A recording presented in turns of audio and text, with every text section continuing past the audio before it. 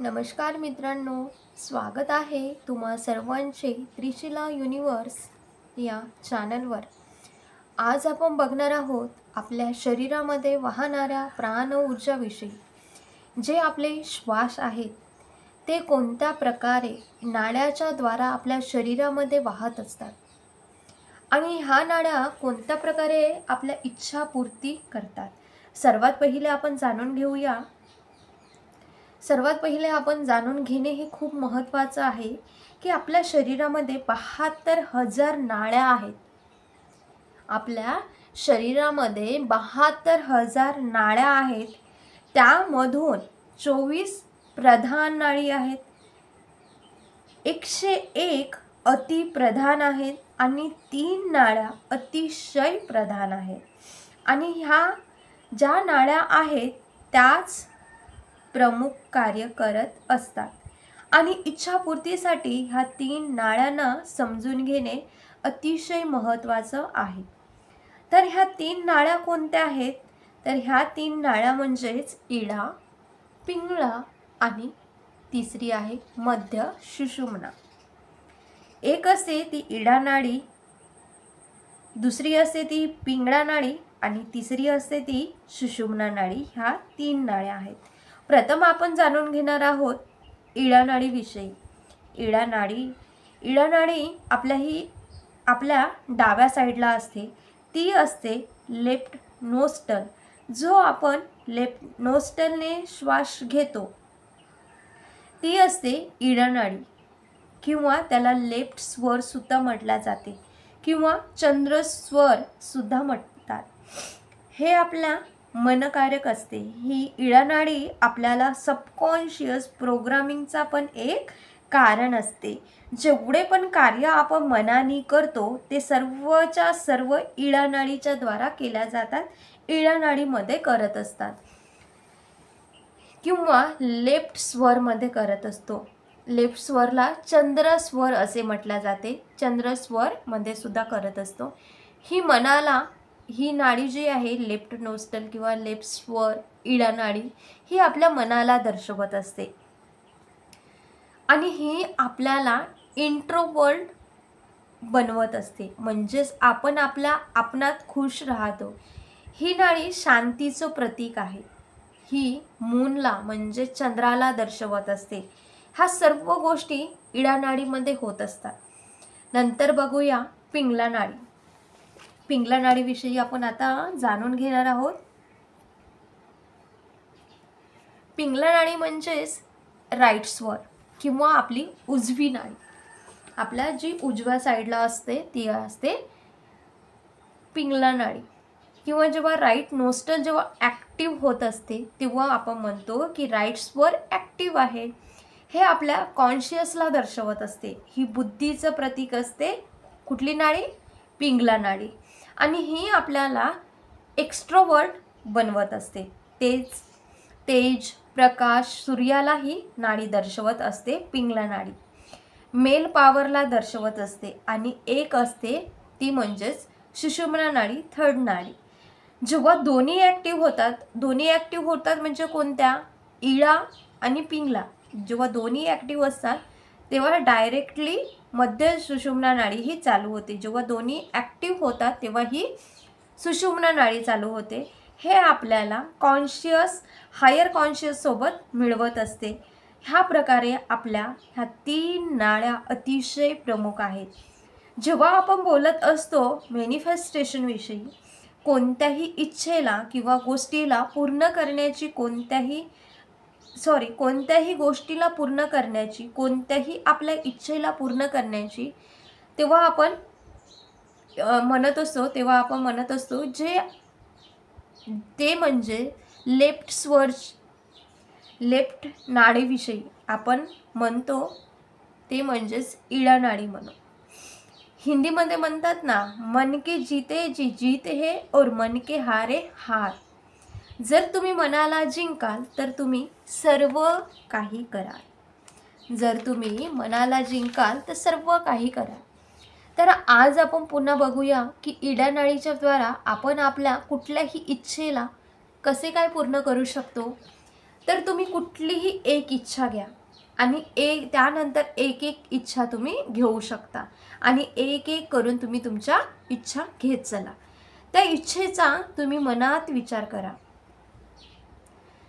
जेव्हा पण कुठल्याही इच्छेचा आपण विचार करतो, त्या इच्छेविषयी बोलतो, ज्या पण गोष्टीची इच्छा आपण करतो ती लाईफमध्ये पूर्ण झाली पाहिजे म्हणून त्या इच्छेला सगुणमध्ये करत असतात.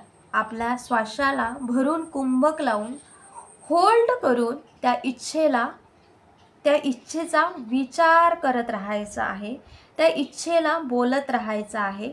नंतर आपल्याला आपल्या श्वासाला सोडायचं आहे. ओके, निर्गुण करायचं आहे, एक्झिलेशन करायचं आहे. आता आपल्याला करायचं काय आहे, जेव्हा आपल्याला आपली इडानाडी ॲक्टिव्ह करायची आहे, म्हणजेच आपला नेक्स्ट स्वर किंवा लेफ्ट नोस्ट्रल स्टार्ट करायचा आहे.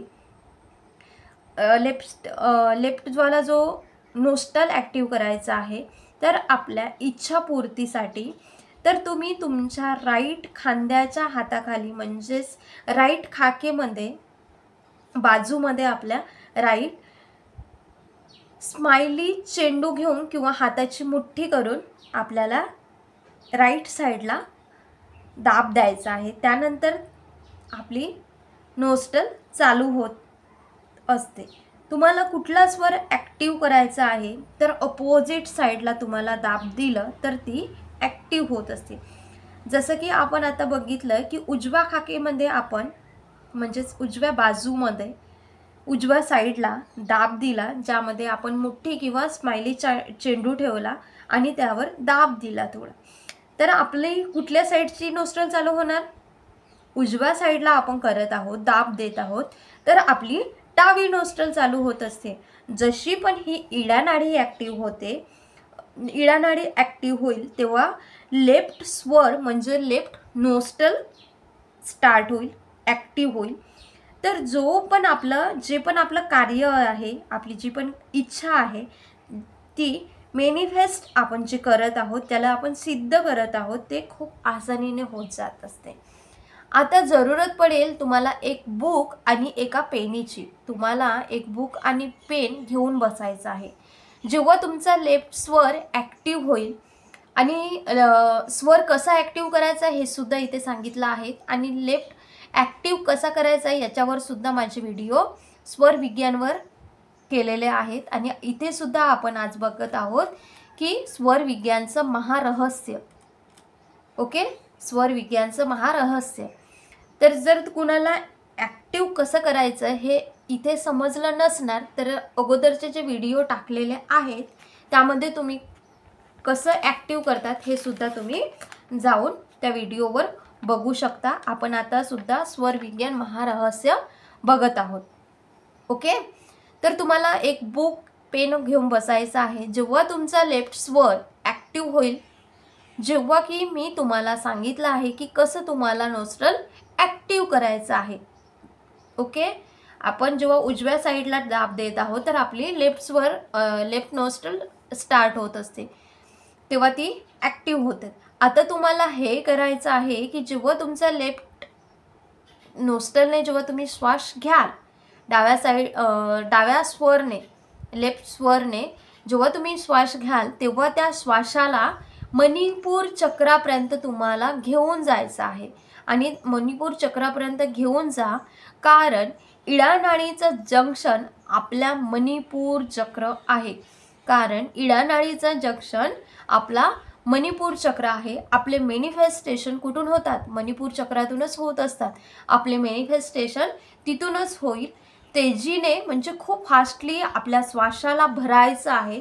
लेफ्ट नोस्ट्रलने डाव्या चंद्रस्वराने लेफ्ट नोस्ट्रलने भरायचं आहे आणि मणिपूर चक्रावर घेऊन जायचं आहे, ज्याला आपण सोलर प्लेक्सेस सुद्धा म्हणतो, जे आपण आपल्या नाभीच्या 3 इंच वरती आहे. तर तिथे तुम्हाला सर्व एनर्जीला म्हणजेच आपली जी काही एनर्जी आहे त्या सर्व एनर्जीला ऊर्जेला एक साथ एकत्रित करून होल्ड करायचं आहे, कुंभक लावायचं आहे. आणि त्यानंतर पेन आणि बुक लेफ्ट हातानेच तुम्हाला उचलायचा आहे, होल्ड केल्याबरोबर आपल्याला घ्या म्हणजेच आपल्याला ह्या प्रोसेसला करायचं आहे. ओके, लेफ्ट स्वरमध्येच असताना आपल्याला बुक पेन उचलायची आहे, होल्ड करायचा आहे आणि ह्या प्रोसेसला स्टार्ट करायचं आहे. त्यानंतर त्या बुकवर तुम्ही एक बिंदू बनवायचा आहे किंवा ओम पण बनवू शकता. तो बिंदू म्हणजेच डॉट किंवा तुम्ही ओम ही लिहू शकता. त्यावर आपली जी प्राण ऊर्जा जी आहे 72,000 नाड्यांमध्ये जी वाहत आहे ना, त्याचाच तो केंद्र आहे आणि आता ती सर्वच्या सर्व ऊर्जा त्या ओमवर किंवा त्या बिंदू म्हणजेच डॉटवर आली आहे. त्यानंतर तुम्ही तुमच्या इच्छेला लिहा. जर कुणाला कुंभक कसं लावायचं हे जर कळलं नसेल तर कुंभकवरील सुद्धा कुंभक कसे लावावे यावरील सुद्धा व्हिडिओ आपल्या चॅनलवरती आहे, तो सुद्धा तुम्ही जाऊन बघू शकता. ओके, तर त्यानंतर तुम्ही जे काही ओम लिहिले किंवा जे काही तुम्ही बिंदू केले आहात डायरीवर त्यावर पूर्ण ऊर्जा आली आहे. त्यानंतर तुमच्या इच्छेला त्यामध्ये बुक पेनमध्ये लिहायचं आहे. ह्या प्रकारे बार बार श्वासाला घ्या आणि आपल्या मणिपूर चक्रावर घेऊन जाऊन तुम्हाला होल्ड करायचं आहे आणि परत दुबारा लिहायचं आहे, परत लिहायचं आहे. ओके, पुन्हा ऊर्जेला एकत्र करा, श्वास घ्या, सगुण करा आणि कुंभक लावून कुठेपर्यंत त्या एनर्जीला होल्ड करायचं आहे तर ते होल्ड करायचं आहे आपल्या मणिपूर चक्रापर्यंत होल्ड करायचं आहे. नंतर परत तुमची जी काही मॅनिफेस्टेशनची जी काही इच्छा आहे, जी अफर्मेशन तुम्ही लिहित आहात ती लिहायची आहे. ह्या प्रकारे तुम्हाला 108 वेळा आपल्या इच्छेला लिहायचं आहे. लिहायचं म्हणजे कसं आहे, आपल्याला पूर्ण एनर्जी एकत्र करायची आहे, श्वासाला आपल्याला भरून घ्यायचं आहे, त्यानंतर आपल्याला होल्ड करायचं आहे आणि होल्ड कुठपर्यंत करायचं आहे, आपल्या मणिपूर चक्रापर्यंत घेऊन जाऊन पूर्ण एनर्जी आपल्या मणिपूर चक्रावर होल्ड करत आपल्याला ती इच्छा लिहायची आहे. ओके, कुंभक जसं कुंभक लावतात तसंच आपल्याला कुंभक लावून ती इच्छा आपल्याला लिहायची आहे आणि ह्या इच्छेला 21 दिवस ह्या इच्छेला 21 दिवस लगातार लिहायचा आहे. तुम्ही बघाल की जसे जसे श्वास तुम्ही घेत आहात ना तर तेव्हा तुमच्यामध्ये शीतलता म्हणजेच थंडपणा येत आहे. असं बघू लागाल की थंडपणाचा एहसास तुम्हाला होत आहे, कारण इडानाडी हे कुणाला दर्शवत असते, मूनला. म्हणूनच आपण इडानाडीला चंद्रनाडी म्हणतो.